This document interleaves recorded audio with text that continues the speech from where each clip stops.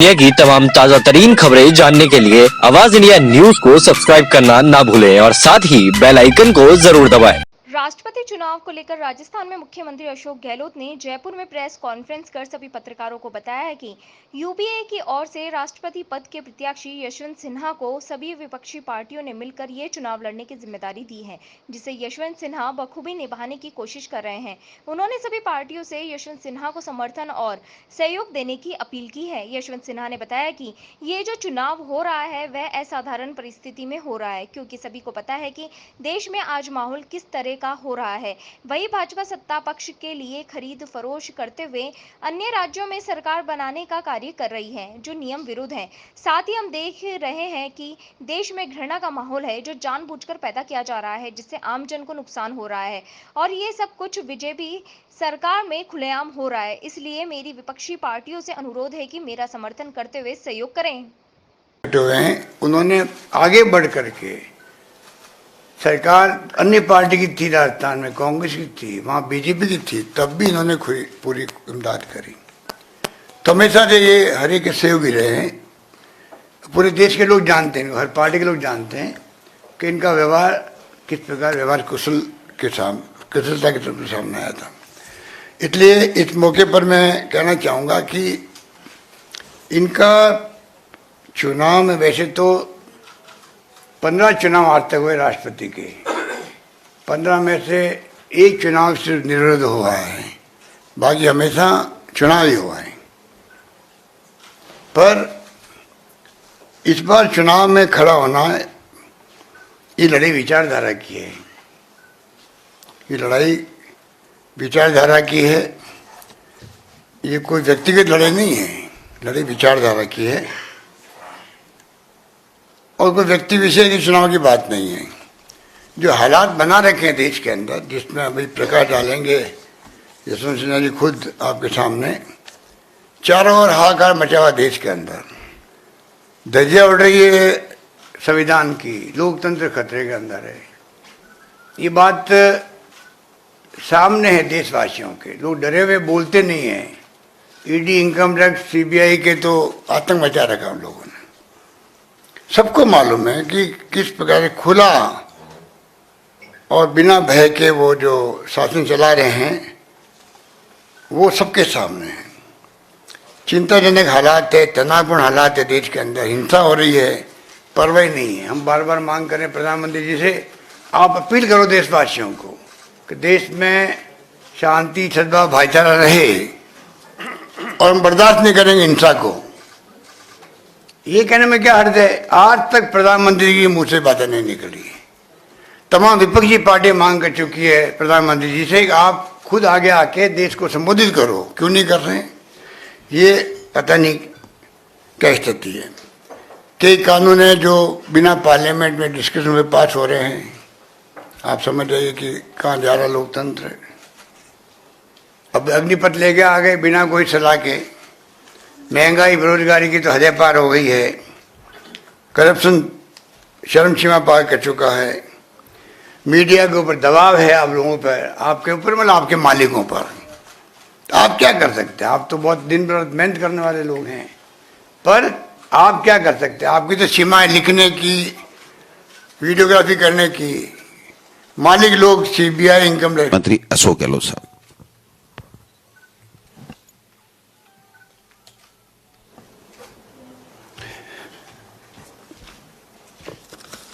परम श्रद्धेय Yashwant Sinha ji, PCC president Govind दोतासा जी,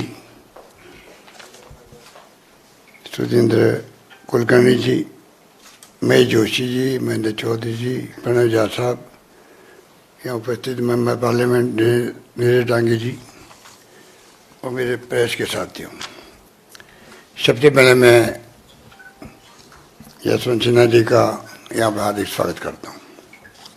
आप सबको मालूम है कि विपक्षी पार्टियों की तरफ से एकजुट होकर के इनको आगामी राष्ट्रपति पद के लिए चुनाव में उम्मीदवार बनाया है।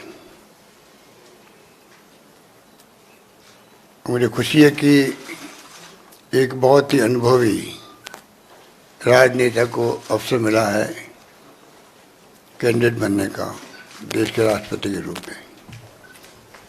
यशवंत सिन्हा जी को मैं तब से जानता हूं जब मैं 22 साल पहले पहली बार मुख्यमंत्री था। उस वक्त ये वित्त मंत्री थे केंद्र में। इनकी कार्य करने की शैली, इनका व्यवहार, ये वाजपेयी गवर्नमेंट में वित्त मंत्री थे, उसके बावजूद भी जो सहयोग, जो समर्थन हमें मिलता रहा राजस्थान को, उसको मैं कभी भूल नहीं सकता। हमने जो एक अभिनव प्रयोग किया था उस वक्त में, क्योंकि बहुत कम परसेंटेज शिक्षा थी राजस्थान के अंदर, 38% सिर्फ, तब हम लोगों ने एक प्रयोग किया था। राजीव गांधी के नाम से 50 साल हुए थे उस वक्त राजस्थान में बने हुए, राजीव गांधी स्वर्ण जयंती पाठशाला, और एक प्रयोग किया था गांव में ढाणी के अंदर कोई एक पढ़ा लिखा इंसान है, वो टीचर बन जाए और उनको पढ़ाए बच्चों को। जो करीब 23,000 स्कूल हमने खोली थी उस वक्त में, गांव गांव में ढाणियों के तक में खोल दी थी। उसी से जंप हुआ बाद में। उस वक्त पे जब मैं इनके पास गया तब भी मुझे याद है, इन्होंने हमें पूरा सपोर्ट किया, समर्थन दिया। कभी मुझे वित्तीय संकट होने के बावजूद भी उस वक्त हम लोग कई बार ओवरड्राफ्ट में जाते थे। उस वक्त में पंजाब, आसाम, कई सबसे बड़ी चिंता जो है वो यही है, और इसीलिए मैंने आपसे कहा कि असाधारण परिस्थिति में इस बार राष्ट्रपति का चुनाव हो रहा है। आप जानते हैं इसमें आम जनता तो वोट नहीं देती है, उसके चुने हुए प्रतिनिधि वोट देते हैं, लेकिन आम जनता का एक कर्तव्य बनता है कि वो अपने चुने हुए प्रतिनिधि के ऊपर दबाव बनाए कि गलत का साथ मत दो, जो सही है उसका साथ दो। और आप ये भी जानते हैं कि राष्ट्रपति के चुनाव की जो नियमावली है उसके अनुसार इसमें कोई व्हिप लागू नहीं होता है, और बैलेट जो है वो सीक्रेट है। क्यों रखा गया है? क्योंकि चुने हुए प्रतिनिधियों से संविधान के निर्माताओं ने ये उम्मीद की थी कि अपने विवेक का इस्तेमाल करेंगे। तो मैं आज आपके माध्यम से दूसरी तरफ जो हमारे मित्र हैं उनसे भी आग्रह करूंगा कि ये एक बड़ा मौका है। देश में मैं आपसे 2 वादा करके जाना चाहता हूं। एक तो ये, अगर मैं राष्ट्रपति चुना गया तो शपथ लेने के दूसरे दिन से ये जो एजेंसीज का दुरुपयोग हो रहा है सरकार के द्वारा, वो रुक जाएगा। किस अधिकार का प्रयोग करूंगा वो आज मैं आपको नहीं बताऊंगा, लेकिन रोकूंगा, इसका दुरुपयोग नहीं होने दूंगा। अभी मैंने देखा एक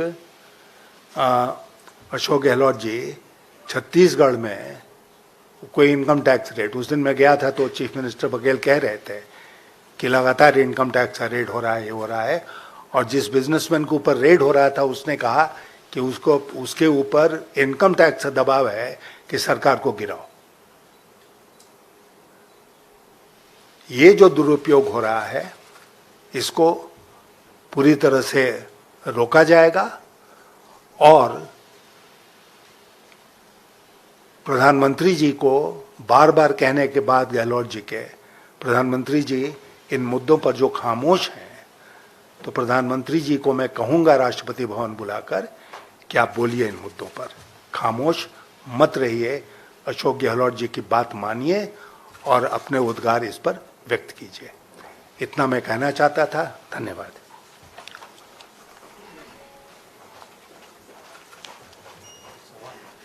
कोई है? अगर है कोई तो सवाल हो, कोई प्रश्न हो आपके परिचय के साथ में? देख रहे हैं इस देश में, और वो है चुनी हुई सरकारों को गिराओ। अगर किसी प्रदेश में उनकी पार्टी की चुनी हुई सरकार नहीं बनी तो येन केन प्रकारेन उस सरकार को टिकने नहीं देना है, उसको गिराना है।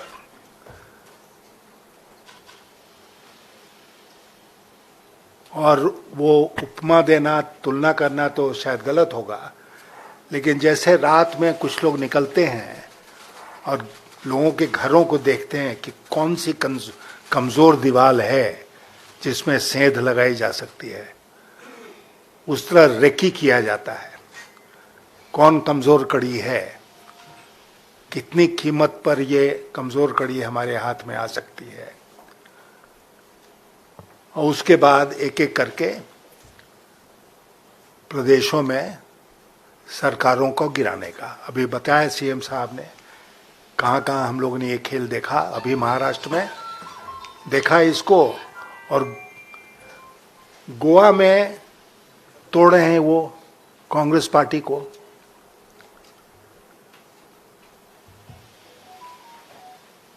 ये सब राष्ट्रपति चुनाव के ठीक पहले क्यों हो रहा है? कहने को तो सत्ता पक्ष बहुत विश्वास में है कि हम जीत गए राष्ट्रपति चुनाव, यशवंत सिन्हा बेकार खड़े हैं, हारे हुए उम्मीदवार हैं, तो फिर ये खेल राष्ट्रपति चुनाव के पहले क्यों हो रहा है? इसलिए हो रहा है कि इनको कहीं ना कहीं इनकी संख्या में इजाफा हो जाए। और ये मुझे लगता है कि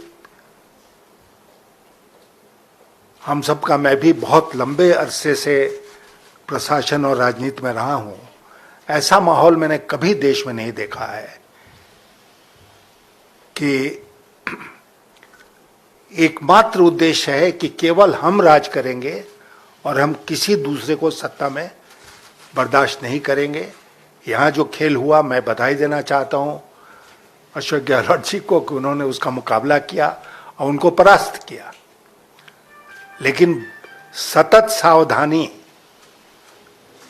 की आवश्यकता है, क्योंकि कभी भी वो आक्रमण कर सकते हैं।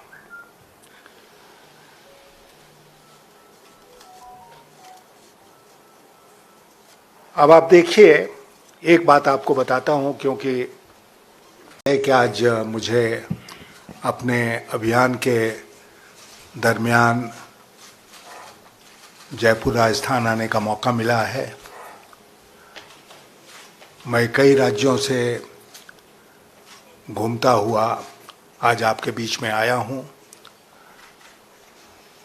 और दरअसल नामांकन दाखिल करने के बाद, जिसमें अशोक गहलोत जी स्वयं उपस्थित थे, जिसके लिए मैं हृदय से उनका व्यक्तिगत रूप से धन्यवाद देना चाहता हूं,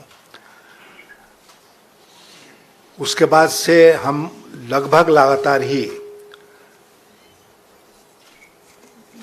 देश के विभिन्न राज्यों में जाकर अपने अभियान को आगे बढ़ाने का प्रयास कर रहे हैं।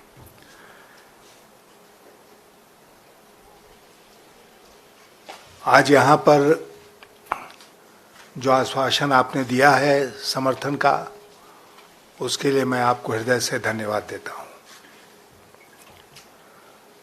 मुझे पूरा विश्वास है कि राजस्थान से हम भारी बहुमत से आगे रहेंगे।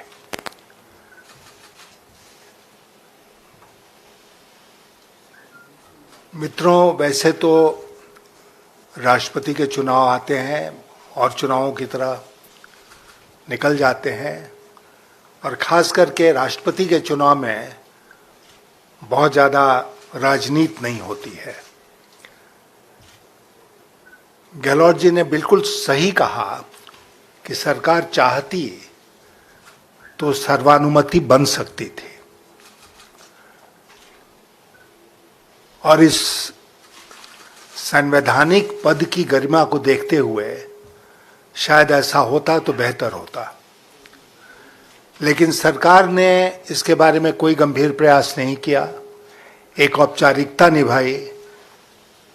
सरकार के एक मंत्री महोदय ने और बीजेपी के अध्यक्ष महोदय ने कुछ लोगों को फोन कर दिया, उनका उम्मीदवार कौन होगा उसका नाम नहीं बताया, और सहमति के प्रश्न को आगे बढ़ाने का कोई गंभीर प्रयास नहीं किया। तो अब लड़ाई है, और मैं आपसे यही कहना चाहूंगा कि ये जो चुनाव हो रहा है राष्ट्रपति का, ये बहुत असाधारण परिस्थिति में हो रहा है, जैसा अभी मुख्यमंत्री महोदय ने कहा। असाधारण इसलिए कि देश का माहौल